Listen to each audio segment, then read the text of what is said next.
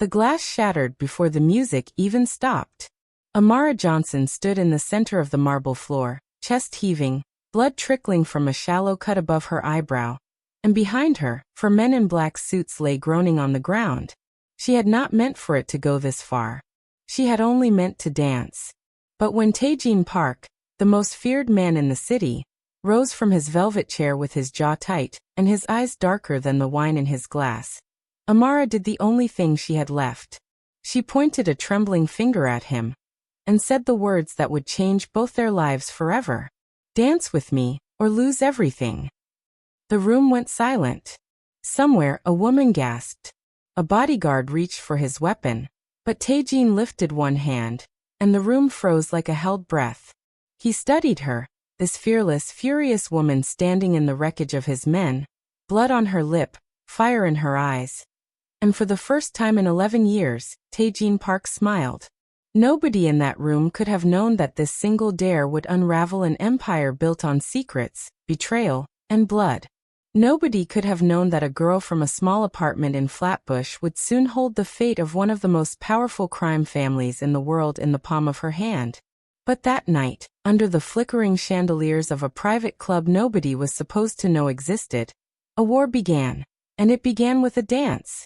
Stay with this one till the very end, because what happens next will leave you speechless.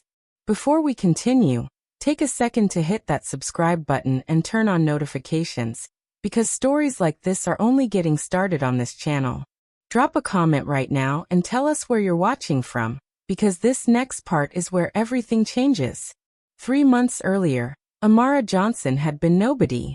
26 years old, working double shifts at a dance studio in Brooklyn by day and cleaning offices by night. She carried herself like a woman who had learned the hard way that dreams did not pay rent. Her mother had passed 2 years before from an illness the family could never quite afford to treat properly, and her younger brother, Malik, 17 and gifted with a mind for numbers, was her whole reason for waking up every single morning. Amara had once dreamed of dancing on Broadway. She had been accepted into a prestigious program in her early 20s, the kind of opportunity that only came once, but when her mother got sick, she gave it up without a single tear in front of anyone. She danced now for weddings, for small local shows, for anyone who would pay her enough to keep the lights on and Malik in his private tutoring program. She told herself it was enough. She told herself a lot of things to survive. It was on a rainy Tuesday night, exhausted and soaked from the walk home, that Amara found the envelope slipped under her apartment door. No name. No return address. Inside was a single flash drive and a note written in elegant, foreign handwriting. "Your brother owes a debt he does not know he owes. You have 1 week to dance for us, or the debt will be collected another way." Amara's hands shook so violently she dropped her keys twice trying to get inside. She played the flash drive on her old laptop, and her stomach dropped through the floor. It was footage, grainy, but unmistakable, of Malik, her baby brother, sitting in the back room of an underground gambling den 3 weeks earlier, laughing with older boys she did not recognize. Boys who were clearly connected to something far bigger and far darker than a 17-year-old should ever touch. She confronted him that same night, and Malik broke down crying, confessing that he had been running small errands for extra cash, delivering envelopes, picking up packages, for a group of older guys from school who promised him quick money. He had no idea, he swore, no idea who they really worked for. But ignorance did not erase debt in the world Amara was about to be dragged into. The following week, a black car picked her up outside her apartment building. No words were exchanged. She was driven 40 minutes across the city to a nondescript building with no signage, no windows on the ground floor, and 2 men built like refrigerators guarding a steel door. Inside, the building transformed, velvet walls, dim gold lighting, the unmistakable hum of money and danger mixed together like perfume. She was brought to a private office where a woman in an impeccable black dress sat behind a glass desk. The woman introduced herself only as G1, and she explained, in a voice as smooth and cold as marble, exactly what was expected of Amara. She would dance every Friday night, for private clientele, in exclusive performances arranged by the organization. In exchange, her brother's debt, a debt racked up through unpaid favors and information he had unknowingly leaked, would be considered settled. And if I refuse? Amara asked, her voice barely above a whisper. Ji-won's smile did not reach her eyes. Then your brother becomes collateral in a much less pleasant way. Choose wisely, Ms. Johnson. Amara had no real choice at all. The first few weeks were almost bearable. She danced in a private lounge for wealthy men and women who barely looked up from their drinks, treating her performances like background music for their transactions. She kept her head down, took her payment, and left before anyone learned her name. She told herself this was temporary, that she would find a way to pull Malik and herself out of this web before it tightened any further. She counted every second on that marble floor, memorizing exits, memorizing faces, telling herself that survival was just another kind of choreography. At home, she rehearsed smiles in the mirror, so no one at the club would ever guess how much she despised every second of it.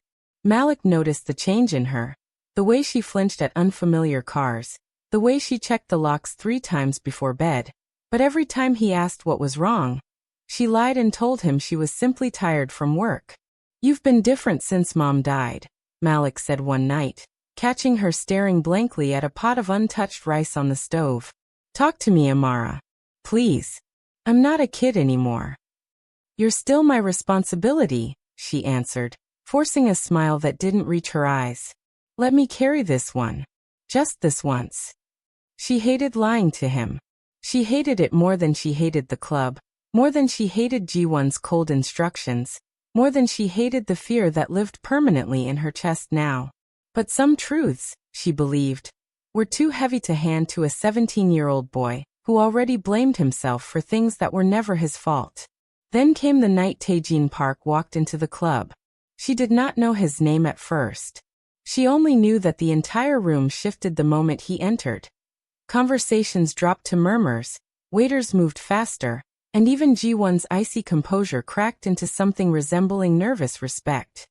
He was tall, sharply dressed in black, with a face carved from discipline and a coldness in his eyes that spoke of things Amara did not want to imagine. He took his seat at the private booth reserved for only the most powerful guests, and Amara was informed, with barely concealed urgency, that she would be dancing for him that night. Do not disappoint him, Ji-won warned. Mr. Park does not tolerate disappointment. Amara danced that night with a fire she had not felt in years, not out of desire to please him, but out of pure defiance, a refusal to let this man see her break. When the music ended, Taejin did not clap like the others. He simply watched her, his expression unreadable, and said 4 words that would haunt her for days. You are not afraid. I have nothing left to be afraid of, she answered before she could stop herself. Something flickered behind his eyes, surprise perhaps or interest, but he said nothing more. He rose, adjusted his cufflinks, and left without another word. Amara did not know it then, but Taejin Park, heir to one of the most dangerous crime syndicates spanning 3 continents, had just met the one person who would make him question everything he had built his entire life around. Over the following weeks, Taejin requested her, and only her, every Friday night. He never touched her. He never spoke more than a few words. He simply watched, sometimes with a glass of untouched whiskey in his hand, his eyes following her every movement, as though he were trying to solve a puzzle that had eluded him his entire life. Amara began to notice small things, the way his jaw tightened when other men looked at her too long, the way he once dismissed an entire room of guests early just to watch her dance in silence, the way the guards around him grew visibly tense whenever she was near, as if his interest in her was something dangerous even to acknowledge. One night, curiosity overcame her caution, and she approached his private booth after her performance instead of leaving straight for the dressing room like she always did. You never clap, she said, arms crossed, chin lifted despite the tremor in her knees. Every other man in this room throws money and compliments like confetti. You just sit there, judging me. I'm not judging you, Taejin said quietly, setting his glass down.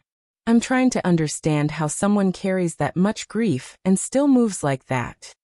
Amara's breath caught. You don't know anything about my grief.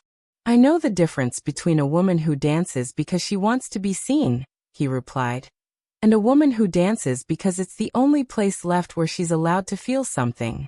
I've spent my whole life around people performing happiness they don't have. I recognize it instantly. She didn't have a response for that. For the first time since this nightmare began, someone had looked past the choreography and seen the woman underneath it. And it terrified her more than any threat Ji-won had ever made. Careful, Mr. Park, she finally said, forcing steel back into her voice as she turned to leave. Men like you don't get to understand women like me. Maybe not, he said to her, retreating back. But I intend to try. Then one night, everything nearly fell apart.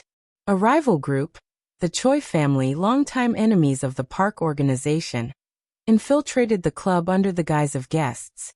Chaos erupted mid-performance when gunfire shattered one of the chandeliers, sending glass raining down across the marble floor.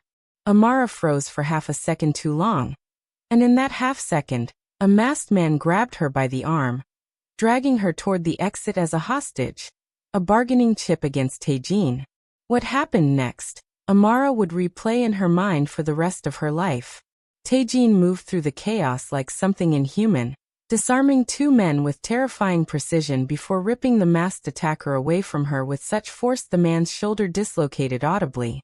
He pulled Amara behind him, shielding her body with his own as more shots rang out, and in that single blood-soaked moment, something between them shifted permanently. When the danger passed and silence finally returned to the ruined club, Taejin turned to her, checking her over with hands that trembled, actually trembled, for the first time anyone in that organization had ever witnessed. Are you hurt? His voice cracked slightly. No, she whispered, staring up at this man who had just killed for her without a second's hesitation. But you. I don't care about me, he interrupted, and the raw honesty in his voice terrified her more than the gunfire had. If your heart is racing right now the way mine is, drop a comment below and let me know. I'm still watching. Because we are just getting to the part where everything falls apart, and I promise you, you do not want to miss a single second of what happens next. After the attack, the organization went into lockdown. Ji-won informed Amara that her services were temporarily suspended for security reasons. But Amara knew the truth the moment she saw the look on Taejin's face as he watched her being escorted out. He did not want her gone. He simply could not, in that moment, protect her the way he wanted to. 2 nights later, a car appeared outside her apartment.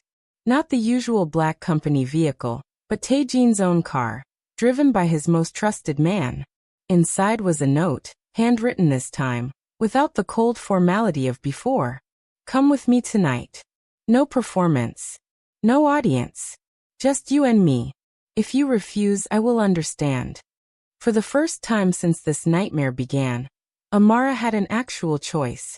And against every warning bell in her mind, she got into the car. He took her to a rooftop overlooking the city, a place that belonged to him personally, far from the club, far from Ji-won's watchful eyes, far from the empire that owned every other part of his life.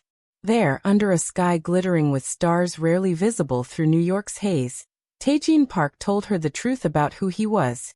The heir to a criminal empire he never asked for, trapped since childhood in a world of violence and obligation, groomed since the age of 12 to inherit a throne built on other people's suffering. I have killed men who looked me in the eye and begged, he confessed, his voice hollow, staring out at the skyline rather than at her. I have done things that should make you run from me screaming. And yet all I can think about, every single day, is the way you dance like you have nothing left to lose. Maybe I don't, Amara admitted, her walls crumbling for the first time in years. My mother is gone. My brother's freedom depends on strangers I've never met. My dreams died a long time ago. The only thing I have left is the truth of who I am when the music plays. Taejin turned to face her fully then, closing the distance between them with a slowness that felt like the entire world holding its breath. Then dance for me, he said softly. Not because you were forced to, Because you choose to. And in that quiet moment, high above a city that had chewed them both up and spit them out in different ways, Amara Johnson danced without music, without an audience, without fear, and Taejin Park, for the first time in his adult life, allowed himself to want something purely for himself. Their relationship deepened in secret over the following weeks, snatched moments between his obligations and her fragile double life. He paid off Malik's debt in full without her asking, transferred enough money into her account to cover years of tuition, and warned his own organization to never speak her name outside the club walls. He believed, foolishly, that he could protect this fragile, precious thing they had built from the darkness surrounding them both.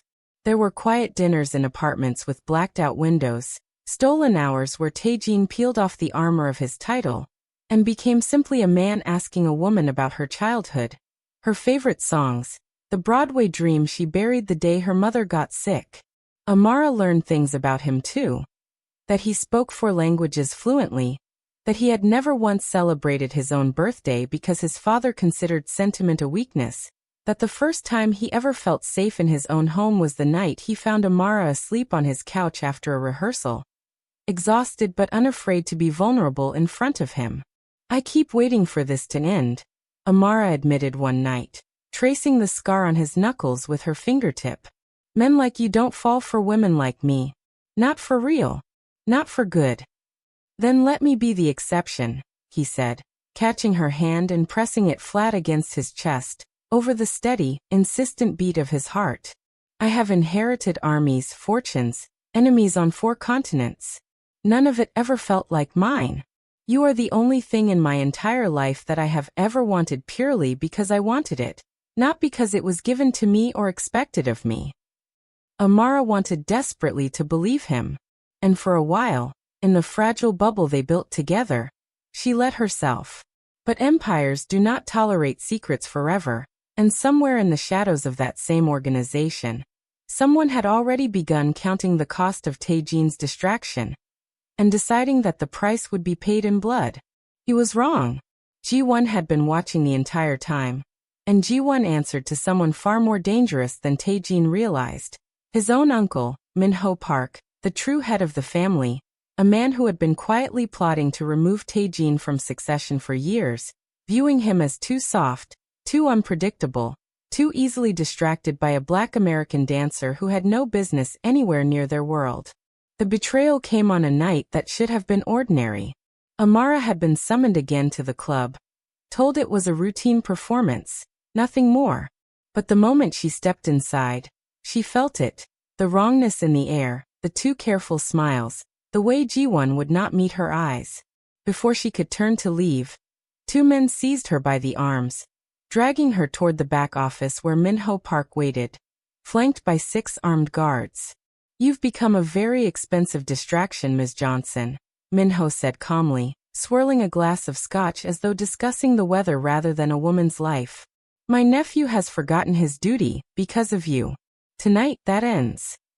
Amara's mind raced through every possible escape, every exit she had memorized on instinct during her weeks in that building. But the guard's grip on her arms only tightened as Min-ho rose from his chair and circled her slowly, like a predator inspecting something it intended to destroy for sport. "Do you know how many women my nephew has dismissed in his life?" Min-ho asked, tilting her chin up with 2 cold fingers. "Countless. Beautiful, wealthy, connected women, offered to him by families who would have strengthened our position for decades. And he chooses a dancer. An American nobody. Tell me, Ms. Johnson, what exactly do you imagine happens to you once the novelty wears off?" "I imagine," Amara said, forcing steadiness into a voice that wanted to shake apart, "that it's none of your business." Min-ho's hand cracked across her face before she even saw it coming, and that was when the door burst open. "If you hurt her," came a voice from the doorway, cold as death itself, "I will burn this entire family to the ground, uncle or not." Taejin stood there, alone, having come the moment his informants warned him something was wrong. Weaponless but radiating a fury that made even his uncle's guards hesitate. "Then perhaps," Min-ho said with a slow, cruel smile, You should have thought of that before falling in love with someone so far beneath you. What happened in the following minutes would become the stuff of legend within an organization that thrived on secrecy. A betrayal so complete, a confrontation so violent, that by the time it ended, the entire hierarchy of the Park family would be rewritten in blood.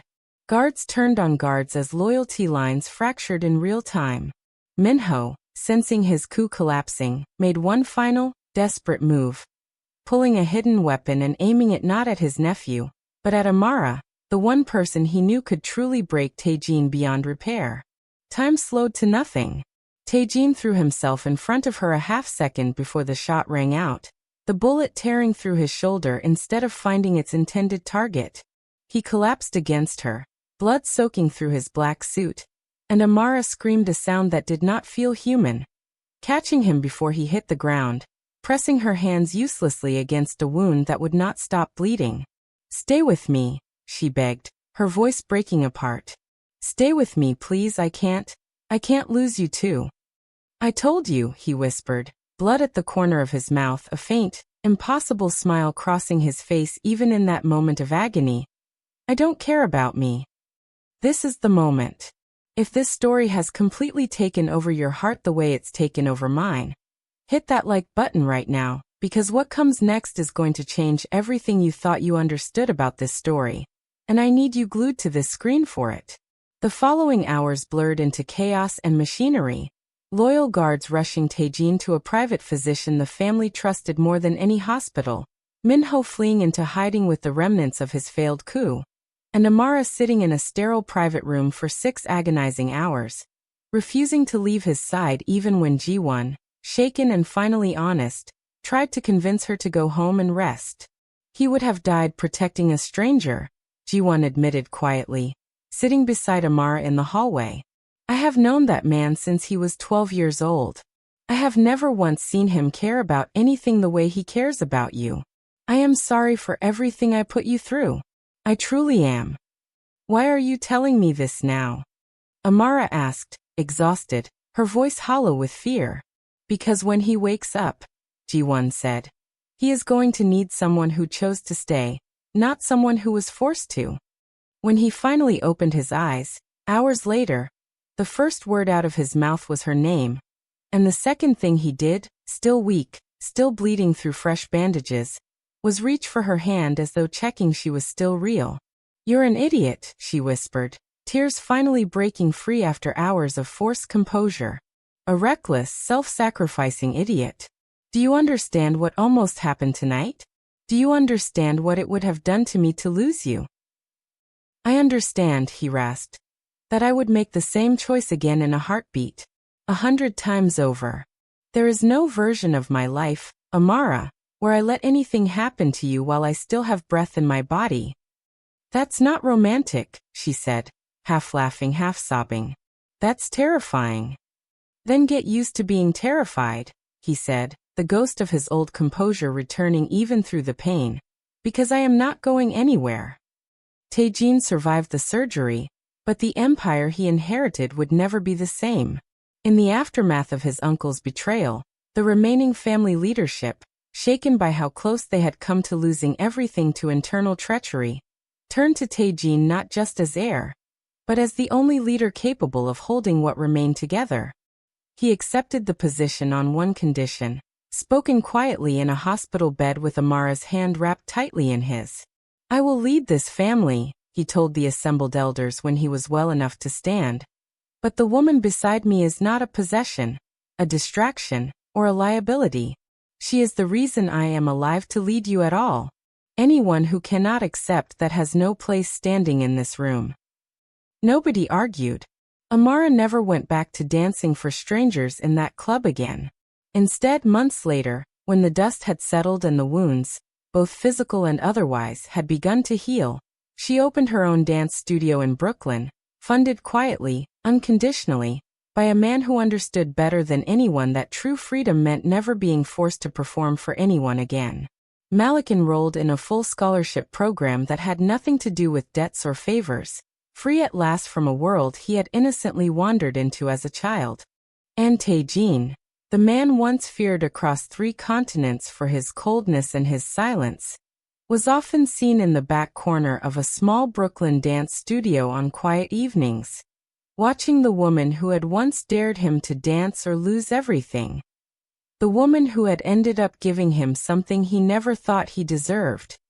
A reason to want a different kind of life entirely. Sometimes, late at night, when the studio was empty and the mirrors reflected nothing but the two of them, Amara would ask him if he ever regretted that night, the chaos, the danger, the way one dare changed the entire course of both their lives. I lost everything I thought defined me, Taejin would always answer, pulling her close. My fear. My isolation. My belief that men like me don't get to have something soft and real. I lost all of it the moment you looked me in the eye and refused to be afraid. And what did you gain? She would ask, every single time, though she already knew the answer.